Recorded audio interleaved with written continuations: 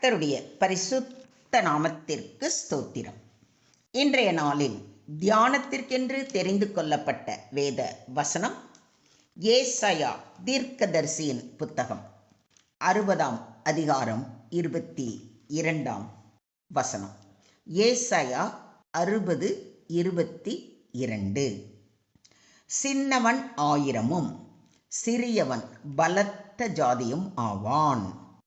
கர்த்தராகிய நான் ஏற்ற காலத்தில் இதை தீவிரமாய் நடப்பிப்பேன். A little one shall become 1,000 and a small one a strong nation. I, the Lord, will hasten it in its time. அவர்களுள் சிறியவர் 1000 பெருகுவர், அற்பரும் ஆற்றல் மிகு மக்கள் இனம் ஆவர். நானே ஆண்டவர், ஏற்ற காலத்தில் இதை நான் விரைவாய் செய்து முடிப்பேன். ஆமென். இந்த அதிகாரம் சீயோனின் மகிமையையும் தேவன் தமது ஜனங்களுக்கு அளிக்கும் எதிர்கால ஆசீர்வாதங்களையும் பற்றி பேசுகிறது. இன்றைய வசனத்தில் தேவன் 2 முக்கியமான வாக்குறுதிகளை தருகிறார். இது குறித்து சற்று விரிவாக தியானிப்போம். முதலாவது, தேவன் சிறியதை பெரிதாக்குகிறவர்.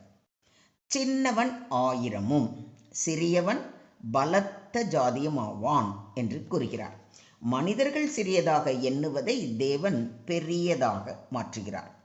கிதியோன் தன்னை மிகச் சிறியவன் என்றான். ஆனால் தேவன் அவனை இஸ்ரவேலை விடுவித்த வீரனாக மாற்றினார்.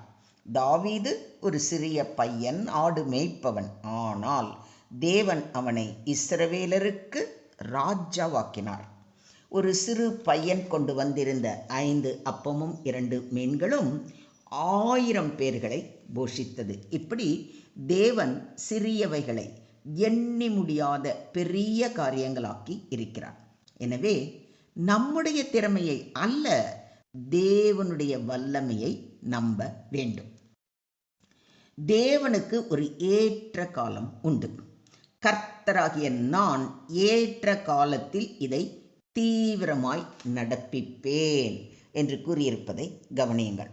தேவன் தாமதிப்பதாக தோன்றினாலும் அவர் ஒருபோதும் நிறைவேற்றாமல் இருந்தது இல்லை.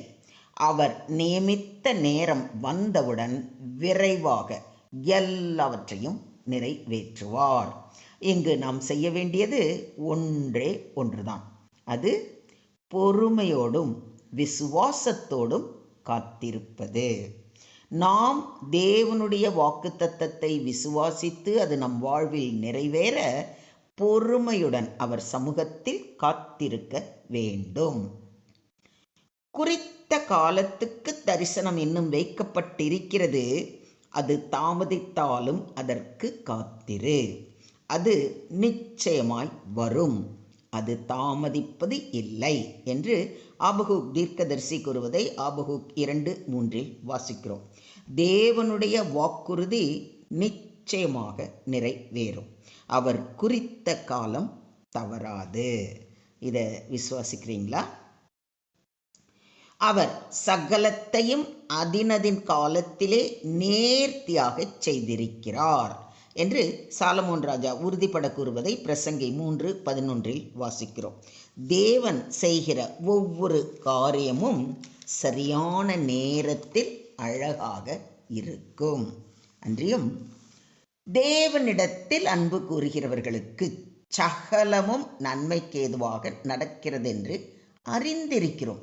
சில நேரங்களில் நமக்கு வரவேண்டியவை தாமதமானாலும் அதுவும் தேவனுடைய திட்டத்தில் நமது நன்மைக்காகவே.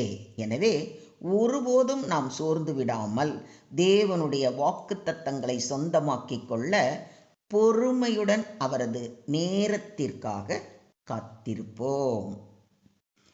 என்னாலே செய்யக்கூடாத அதிசயமான காரியம் ஒன்று உண்டோ என்று தேவன் நம்மை பார்த்து கேட்கிறார்.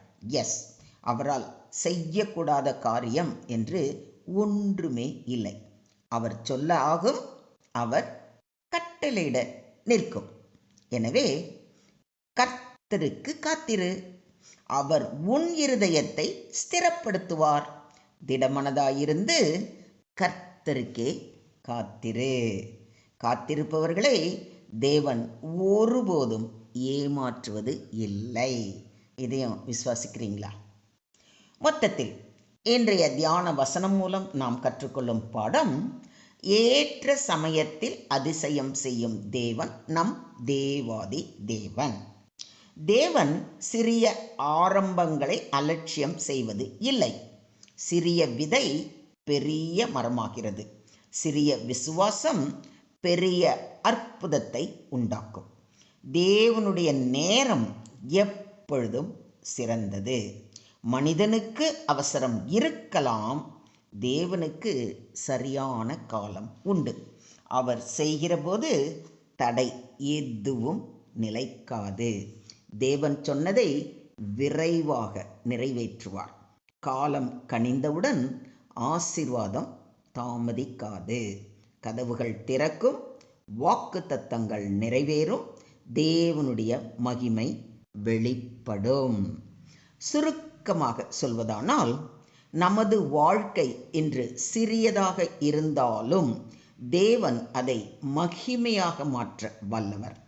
அவருடைய நேரம் வந்தால் எத்தனையோ ஆண்டுகள் காத்திருந்த ஆசீர்வாதங்கள் கூட ஒரு கணத்தில் நிறைவேறும். ஆகவே விசுவாசத்தோடு நிலைத்திருந்து ஏற்ற காலத்தை எதிர்நோக்கி காத்திருப்போம். எனவே உங்கள் வாழ்க்கை சிறியதாக தோன்றினாலும் சோர்ந்து போகாதீர்கள். உங்கள் குடும்பம், ஊழியம், வேலை அல்லது சாட்சியில் தேவன் வளர்ச்சியை அளிக்க வல்லவர். தேவனுடைய நேரத்தை நம்பி பொறுமையுடன் காத்திருங்கள். அவர் சொன்ன வாக்குறுதிகள் அனைத்தும் நிச்சயமாக நிறைவேறும். இதையும் விசுவாசிக்கிறீங்களா? Today's verse teaches that God can transform what seems small into something great. He is able to multiply the weak, the humble, and the insignificant for His glory. This verse also reminds us that God has an appointed time for every promise. Although His answers may seem delayed, He fulfills them swiftly when the right time comes. Therefore, believers should trust God's timing, remain faithful, and wait with confidence, knowing that He is always on time and His promises never fail. Do you believe this? ஸ்தோத்திரம் ஆண்டவரே, ஸ்தோத்திரம் கர்த்தாவே, ஸ்தோத்திரம் ஸ்தோத்திரம் ஸ்தோத்திரம். அன்பின் பரலோக பிதாவே, ஏற்ற காலத்தில் எல்லாவற்றையும் நேர்த்தியாக செய்கிற தேவாதி தேவனே, உம்மை நன்றியோடு துதிக்கிறோம், ஸ்தோத்தரிக்கிறோம் அப்பா. எங்கள் வாழ்க்கையில் சிறியதாக தோன்றும் எல்லாவற்றையும் உமது வல்லமையினால் பெரிதாக்கும் கிருபையை தாரும். தாமதமாக தோன்றும் நேரங்களிலும் உம்மை நம்பி காத்திருக்கிற விசுவாசத்தை எங்களுக்கு தாரும். நீர் கொடுத்த வாக்கு தத்தங்கள் அனைத்தும் உமது நேரத்தில் சரியானபடி நிறைவேறும்படி கிருபை அருள வேண்டுகிறோம். எங்கள் குடும்பம், ஊழியம், சாட்சி எல்லாம் உமது மகிமைக்காக வளர்ச்சியடைய செய்ய வேண்டுகிறோம். எங்கள் ஒவ்வொருவரையும் உம்முடைய கரத்திலே தாழ்த்தி ஒப்பு கொடுக்கிறோம். நீங்க பொறுப்பெடுத்துக்கோங்க, நீங்க வழி நடத்துங்க. சகல துதி, கன, மகிமை யாவையும் ஒருவருக்கே செலுத்துகிறோம். மீட்பர் இயேசுவின் மூலம் ஜெபம் கேளும் எங்கள் ஜீவனுள்ள தகப்பனே. ஆமென்.